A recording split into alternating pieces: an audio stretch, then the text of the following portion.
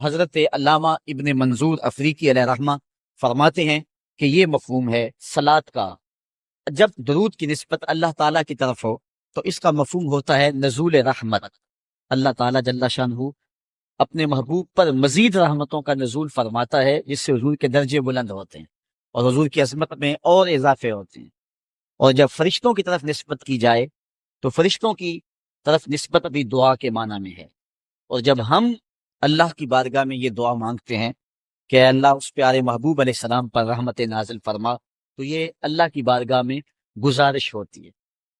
اسی لیے علماء نے کہا کہ درود ایک ایسا وظیفہ ہے جو کسی صورت میں رد نہیں ہوتا۔ چونکہ ہم یہ کہتے ہیں اے اللہ اپنے پیارے نبی پر رحمت نازل فرما، وہ تو پہلے ہی فرما رہا ہے، تو ہم کہیں یا اللہ اپنے نبی پہ رحمت نازل فرما، تو کیا اللہ فرمائے گا کہ میں نہیں فرماتا؟ اس لیے یہ ہو ہی نہیں سکتا۔ علماء کہتے ہیں کہ جو درود ہے وہ بہر صورت قبول ہوتا ہے۔ اس لیے حضرت عمر رضی اللہ تعالیٰ عنہ فرماتے ہیں کہ دعا کو درود کے ساتھ جوڑ لو، درود تو قبول ہونا ہی ہونا ہے، تمہاری دعا بھی قبول ہو جائے۔ اللہ شانہ کی یہ شان نہیں ہے کہ بعض کو قبول کر لے اور بعض کو ترک کر دے۔ ہماری فقہ کا بھی مسئلہ ہے، اگر آپ نے کسی سے سودا لیا ہے، اس میں کوئی ردی چیز آ گئی اور کچھ صحیح آ گئی ہے، اب یہ نہیں آپ کر سکتے کہ جو صحیح ہے وہ رکھ لیں اور ردی واپس کر دیں، یا تو وہ صحیح کے ساتھ ردی بھی قبول کرنا پڑے گی اور یا پھر جو ہے وہ صحیح بھی واپس کرنا پڑے گی۔ یہ نہیں ہوگا کہ مرضی کی رکھ لی اور مرضی کی واپس کر لی، یا سارا سودا قبول کرنا پڑے گا یا سارا سودا واپس کرنا پڑے گا۔ تو اللہ تعالیٰ جل شانہ کے حضور جب درود کے ساتھ دعا مانگی جائے تو پھر اللہ تعالیٰ جل شانہ اس دعا کو چھانٹ کے الگ نہیں کرتا کہ میں نے یہ نہیں قبول کرنی۔ درود کے ساتھ جو مانگی ہوئی دعا ہے اللہ وہ بھی مستجاب فرما لیتا ہے، وہ بھی قبول فرما لے۔ درود پاک وہ بابرکت عمل ہے کہ جو اہل ایمان کو تعلیم دیا گیا۔ علماء نے لکھا کہ زندگی میں ایک مرتبہ درود شریف پڑھنا فرض ہے، اور جب حضور علیہ السلام کا نام لیا جائے اس وقت درود پڑھنا واجب ہے۔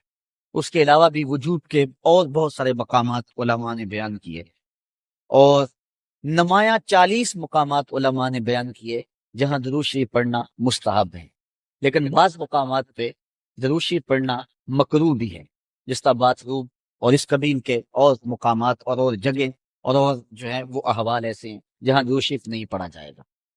باقی درود شریف وہ بابرکت وظیفہ ہے، وہ مقبول بارگاہ عمل ہے کہ جس کو جتنی بار مرضی پڑھو، ایک تو طبیعت میں اکتاہٹ نہیں ہو، انسان تھکتا نہیں، اور دوسرا اس عمل کی برکتیں اتنی ہیں، اس کا ثواب اتنا ہے کہ حضور نبی رحمت صلی اللہ علیہ وسلم کا فرمان حضرت ابو ہریرہ رضی اللہ تعالی عنہ سے سماعت کر لیجئے کہ حضور علیہ السلام نے ارشاد فرمایا من صلی علیہ صلاۃ واحدۃ صلی اللہ علیہ عشرا، جو میرے اوپر ایک مرتبہ درود پڑھتا ہے اللہ تعالیٰ اس پہ 10 رحمتوں کا نزول فرماتا۔ یہ اس بابرکت وظیفے کا نتیجہ ہے جو بندہ مومن کو نصیب کر دیا جاتا ہے۔ دوسری روایت حضرت انس بن مالک رضی اللہ تعالی عنہ سے مروی ہے ان النبی صلی اللہ علیہ وسلم قال من ذکرت عنده فلیصلی علی ومن صلی علی مرۃ صلی اللہ علیہ بها عشرا۔